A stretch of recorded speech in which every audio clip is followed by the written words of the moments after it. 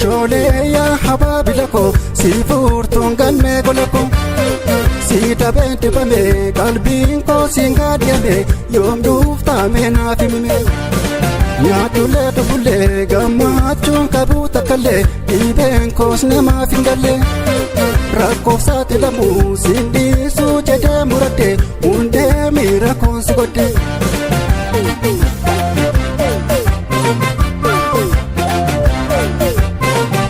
Silaanaaf situu qaba jireenya carraan kooftan kee ta'e kambeenya gamaaf gamanaa ta'u wayyaana wayyoo xiyya dhabeenya turullee hawwiin keenyas fagaatu daangaanuu gidduu jirus jabaatu wal arguu koof keetus dhiyaatu abdii muratan taatu jaalallaan isiif qabuun dulloomu si dhiisee hormaaf isin firoomu kunneen koos biraan bakka dhabeera kanaafaan si eege baradeera si dhiisu kakadheera akkamii wal ganna nu badheef seenaan daagatanne qabnadeera halaalaa wal dheebon obsineetu kan wal jaallates wal abuutaatu jedhee bira garraatu.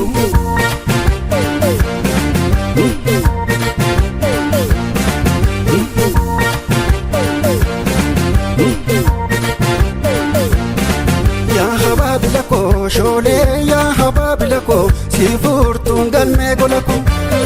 si dhabeen dibame qalbiin koo siin gaadiyame yoom dhuuftaame naaf himime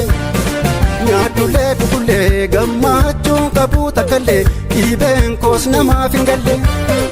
rakkoof saaxilamuu siin dhiisuu jedhee muradde hundee miira koon si godhe.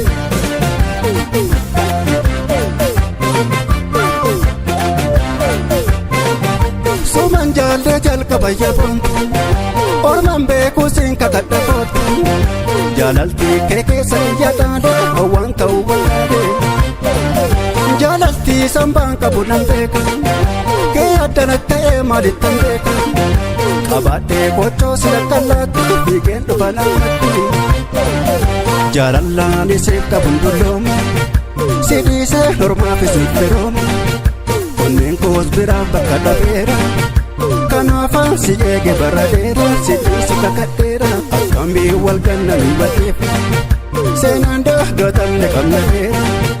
halaalaa wal dheebon obsineetu kan wal jaallates wal abuutaatu jedhee bira garraatu.